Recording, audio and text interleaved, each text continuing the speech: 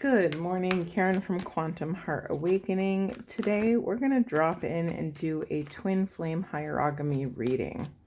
So for those of you that have never heard the term hierogamy, basically it's the Greek term. It comes from the Greek phrase hierogamos, which means divine union or sacred marriage. And basically, I use that term, we have monogamy, we have polyamory, and hierogamy is just calling us to a higher way of relating, right? It's this, what would it look like for a true God and goddess to come into union and have all of the divine qualities of discernment and accountability and transparency and holding that oneness love, holding the highest and best possible interpretation of self and other. So I use that term mainly because I want it to become more widespread and more popular, because I think the phrase twin flame, has some different cultural attachments to it. That's the nice way of saying it. And it kind of has gotten a bad rap. So I really want to call us to something higher here. And while I'm calling us all to something higher, I thought I would share my beautiful hydrangeas with you. My friend gave these to me for my event, which, by the way, was such a success. It was so lovely. But we were very loud, and I don't know if we're going to be able to do it in the same venue as we did, but it was a success. It was a wonderful transformational night. Okay, let's get into it. So for those of you that know, we have the masculines on the left, feminines on the right, and the union energies down the center. So let's see where we go today. And I'm a little groggy. I'm still kind of recovering. It took a lot of my bandwidth. So forgive my froggy voice. Okay, masculine spirit. What do we need to know about masculines? What are masculines confronting? What do they need support with? Okay, we have breathe. We have serendipity, both in reverse. Anything else for masculine spirit? Anything else for that? Okay then. More reversals. Oh my God, I swear masculines got these cards prior. They have the yin energy and exchanging gifts in reverse. I'm not even going to pretend to read that message yet. I'm going to keep it moving because a lot's already coming up, but I want to get it all out. For feminines, spirit for feminines, what do we need to know about feminines? What are they confronting? What would support them? Anything else? Let me just get all the cards out.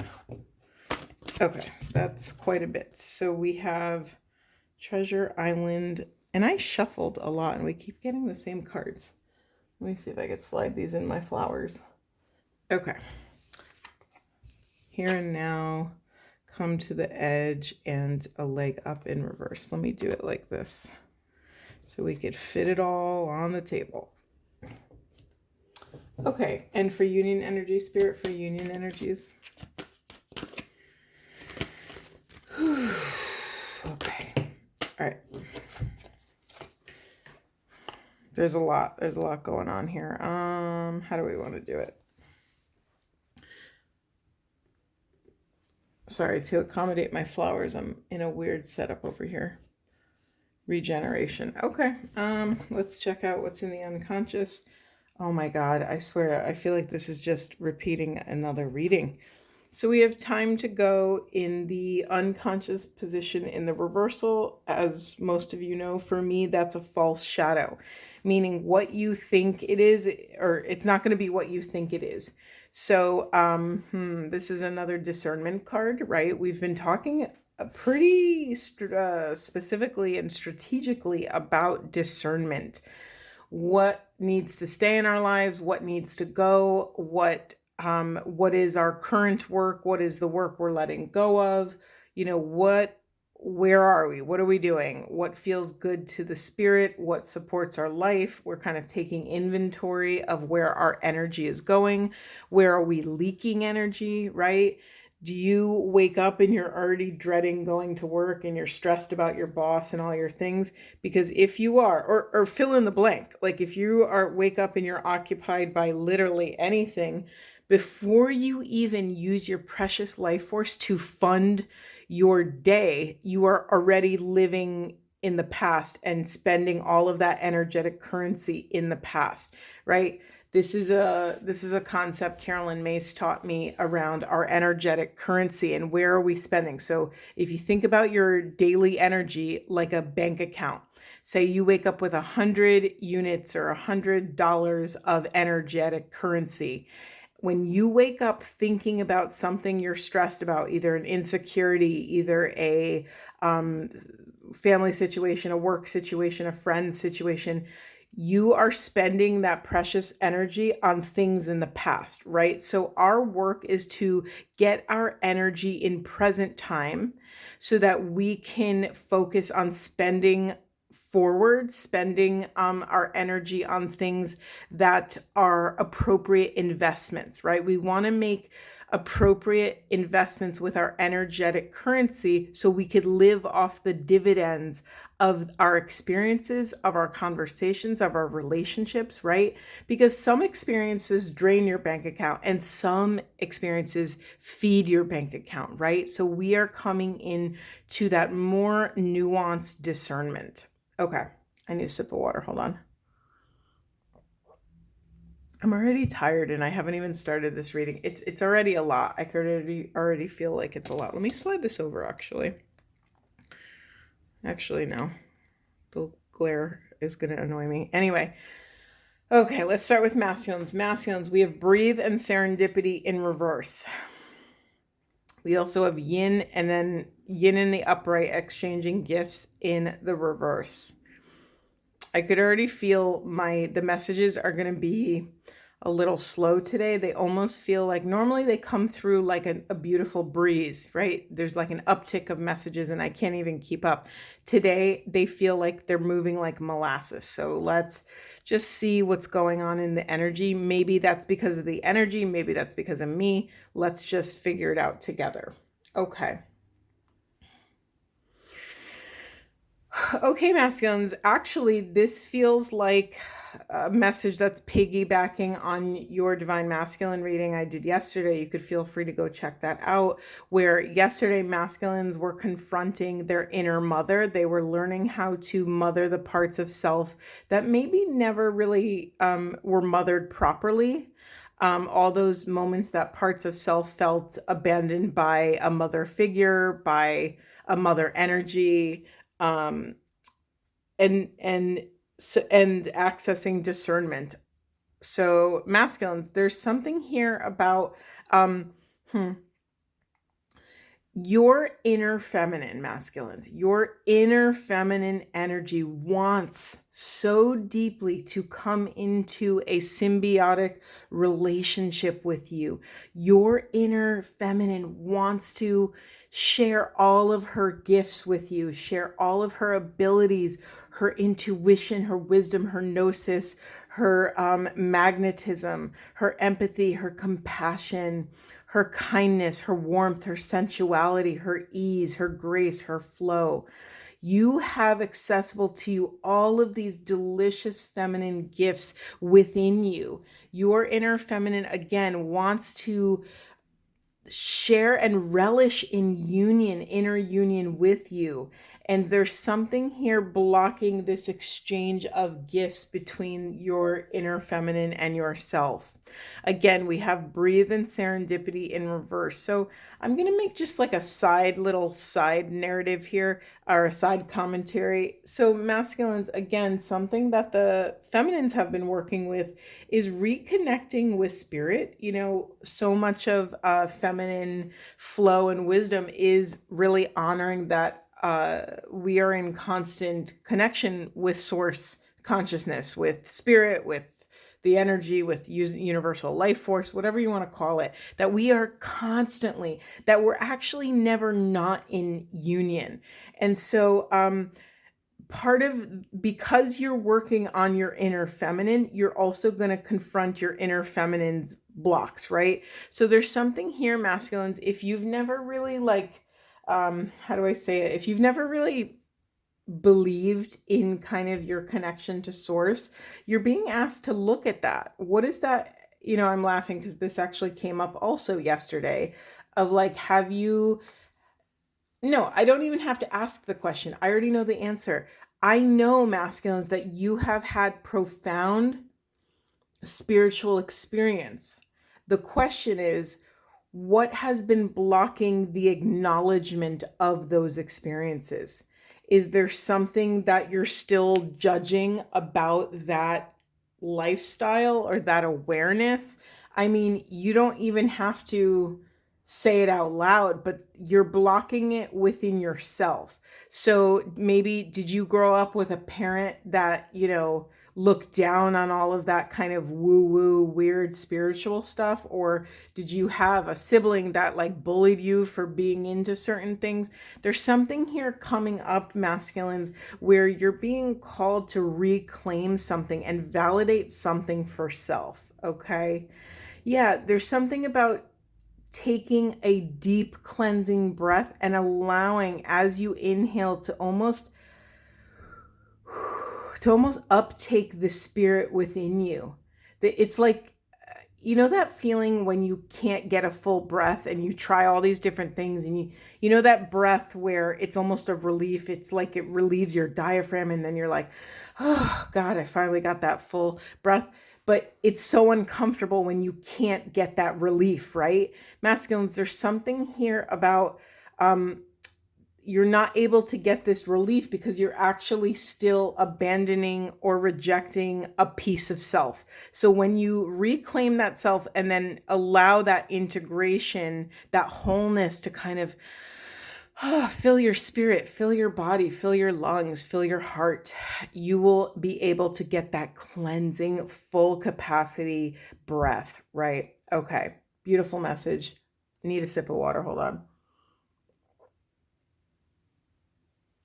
Okay, feminines, let's go to you. So we have Treasure Island in reverse. We have the Fates upright. We have Here and Now upright, a leg up, and Come to the Edge. Okay, let me just hit the ground running. So feminines, okay, let's have some compassion for feminine energy. Let's look at feminines through the lens of the highest and best possible interpretation. Let's look at culture and society and the patriarchal world that we've been living in through the lens of the highest and best possible interpretation. Listen, we can rebel all we want around what's going on and what has happened, but really all that matters is what we choose to do now in the present moment, what thought we choose to think, what capacity is our hearts at. Can our hearts access love, or are they still in contracted fear, right? When we're operating from a fear template, from a victim blaming, we're not the problem, you are kind of template, we are robbing ourselves of our own hero's journey, feminines. So you're being called to come to the edge of self. You've heard me say this phrase a lot of coming to the edge and surrendering to the mystery of what self could be, right? Allowing self to unfold and unfurl in front of you, like these beautiful flowers here. There's something about getting comfortable in the not knowing, right? There's parts of yourself, feminines, that you don't know about yet. And now there's two different kinds of responses to that. You can be absolutely terrified that there is a part of self that you don't know. You don't know how you're going to react. You don't know what that part of self is going to do, what actions they're going to take. And you're scared that because you can't control it, right? And control gives us the illusion of control gives us a false sense of safety. The other way to look at it is to be completely elated and excited. And let me show you this card. And to be this, divine creature in this card who is just, look at her. She's teetering on the edge of a very dangerous situation, and she's, shedding love on the world. It's such an interesting thing. So your little crossroads, feminine, is, are you going to approach this situation with love or fear? That's where you're at. Are you going to approach the situation of the meeting yourself at the edge of your boundaries. When I say the edge, think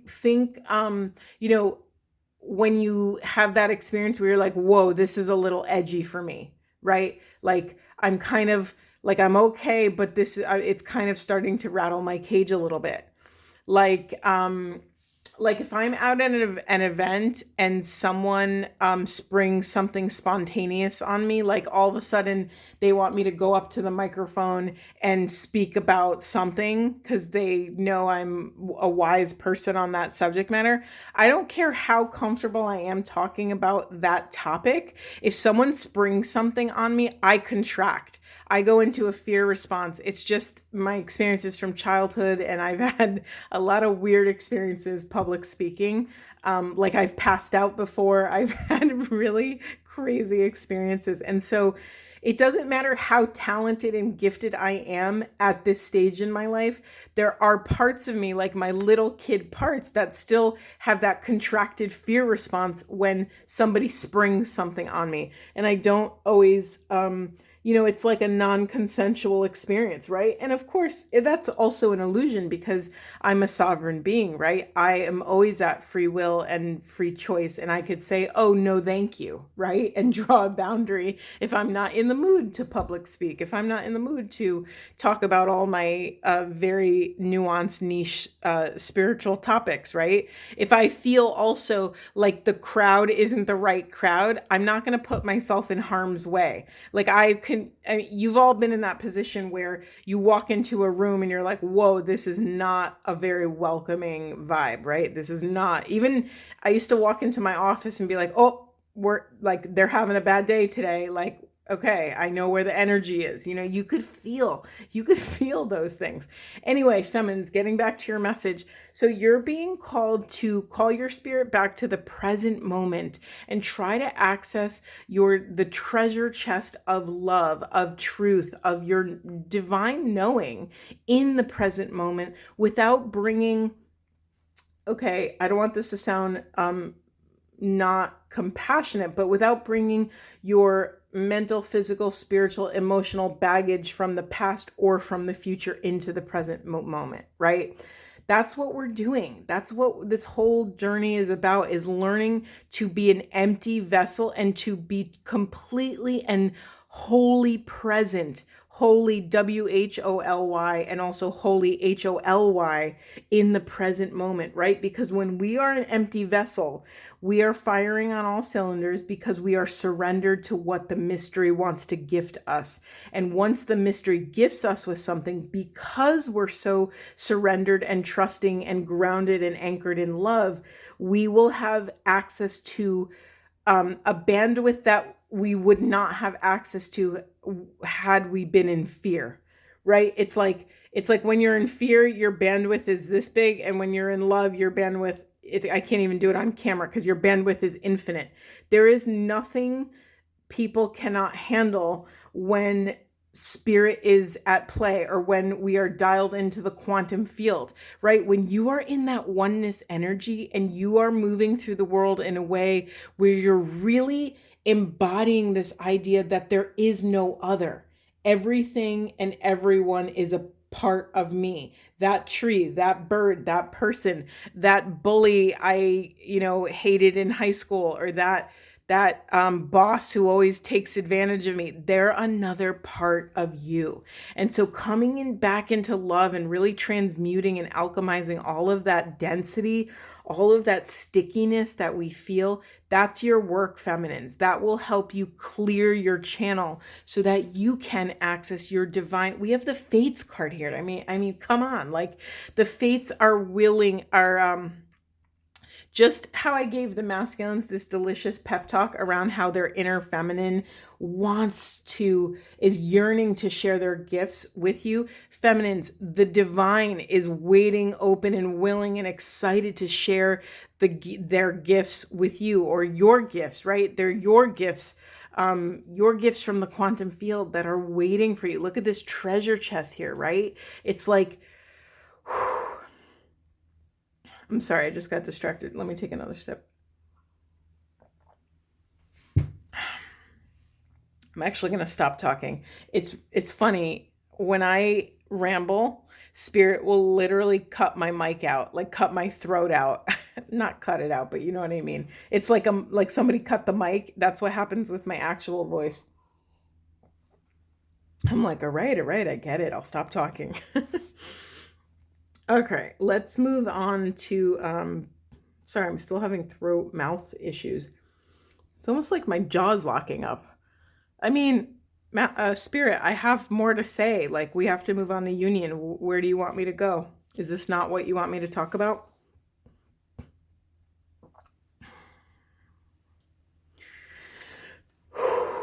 Okay. No, I can talk about it. So in the union energy, we have this TikTok card, we have regeneration, and we have orphaned in reverse. Now, we could look at this through many lenses. Let's always, I'm always challenging myself and you to try to look at things through the lens of the highest and best possible interpretation.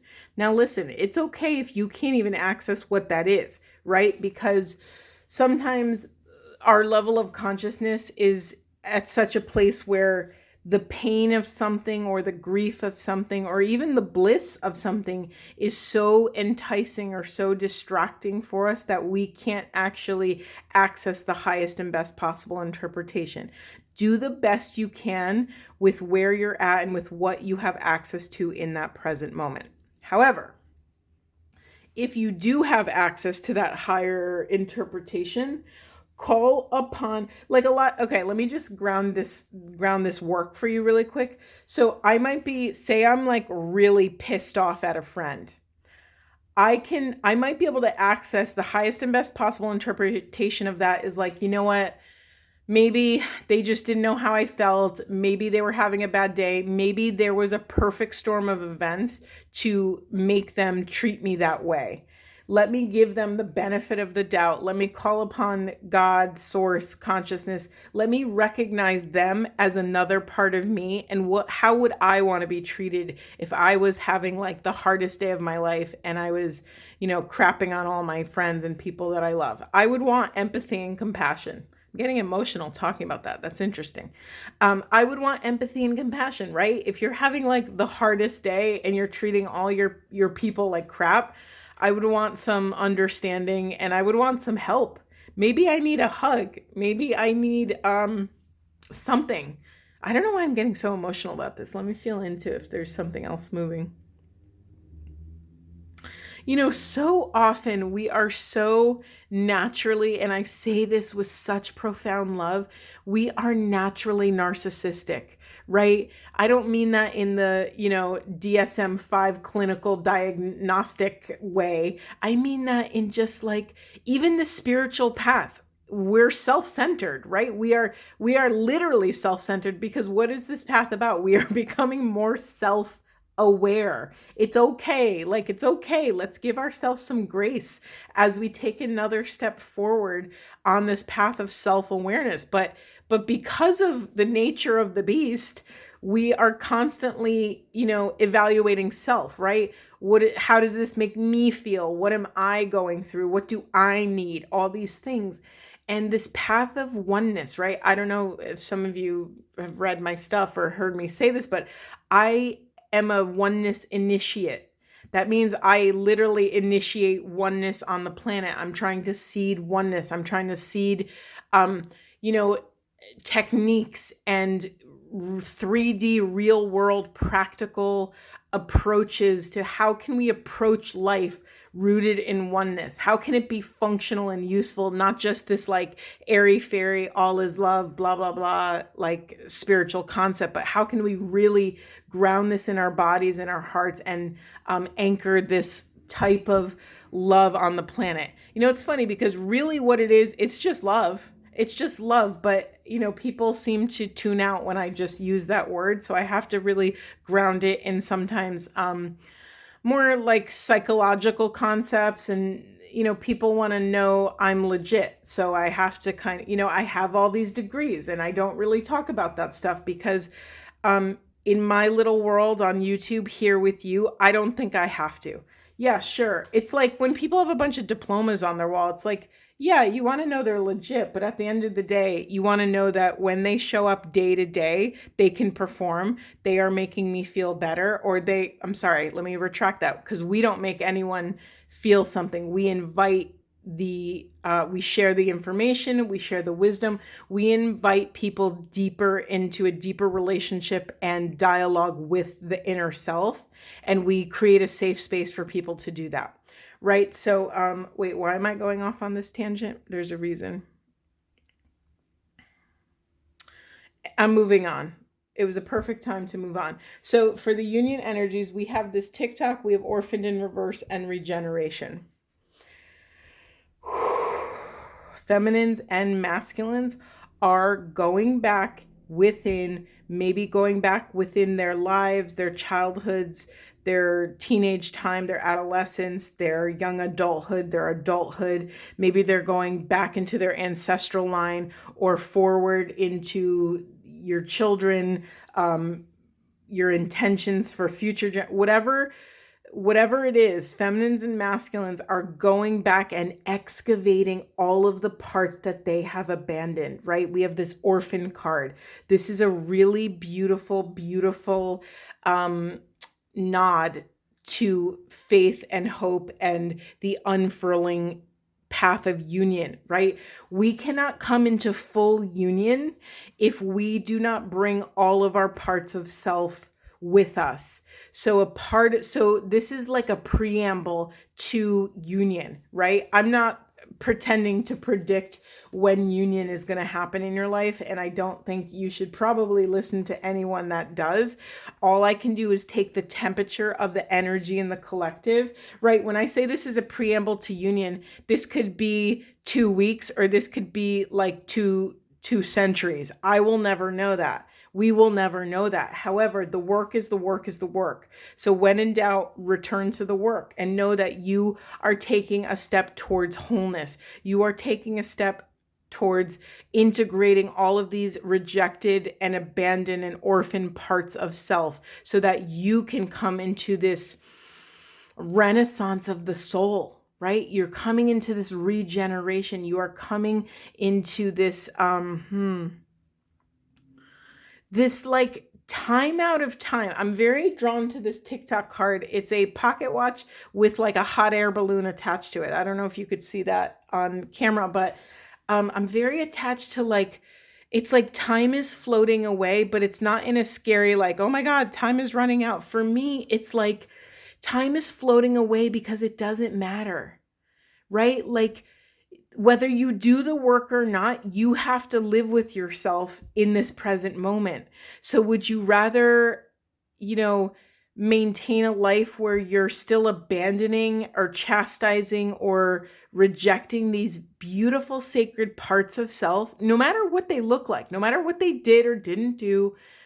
Or would you rather use your time on this planet and learning how to love these parts and embrace and integrate these parts more so that you can show up in the world more authentically, right? More the most true version of yourself, right? I think Carl Jung said, like, the point of our work here is to be the most you version of you. He didn't use those words. I can't remember them, but it was something like that. It was like, that's the whole point. What are we doing any of this work for if it's not to kind of make us feel more at home here, right? Because none of us really are from here. Let's honor that, right? We were a little soul frequency or a DNA, energetic DNA blueprint thing up in the quantum field. And then through some miracle, we became a human. And now we're trying to function with a body. We don't know how to do this. Let yourself off the hook. We don't know how to do this until we're doing it. You know what I mean? Let yourself off the hook, feminines and masculines.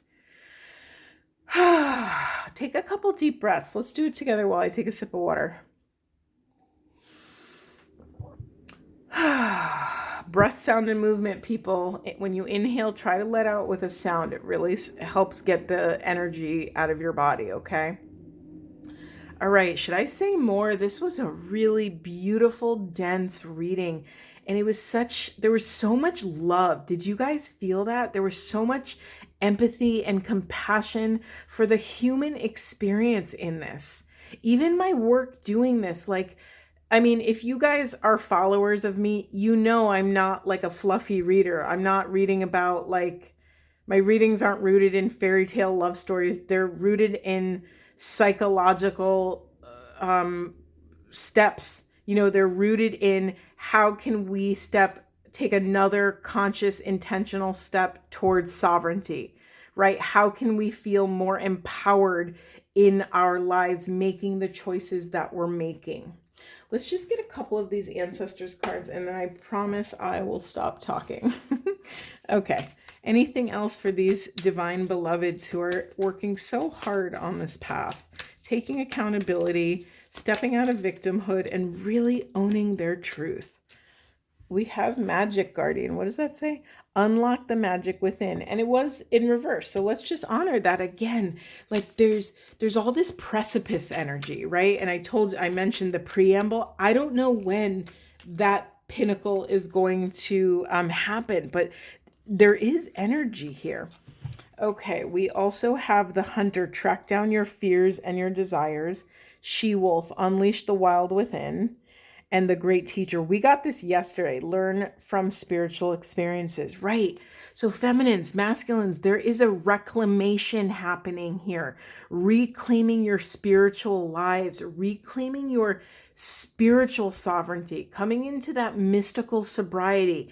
Mystical sobriety is a term coined by James Finley, one of my mentors. He says mystical sobriety is this reverberation of oneness that transcends our daily lives, that transcends all the nooks and crannies of our lives if we let it, right? If we allow that awareness to penetrate every moment. And there's a message here too of like, your wild is welcome. Welcome all of these abandoned and rejected parts of self, even the wild, ugly, feral, raunchy, weird, crazy, whatever. Welcome them. They are part of you. And then here, Hunter, track down your fears and desires. Isn't it interesting that it said fears and desires, right? Those are both equally valuable, right? Our desires tell us where we want to go. Our fears tell us the work we need to get there. Boom. I feel so good. I just got full body chills. I'm going to leave it there. This feels like a really important reading. I hope you save it and bookmark it for the future. There's so much good stuff in here. All right. Sending you all so much love. I'm so proud of you, and I will see you in the next one.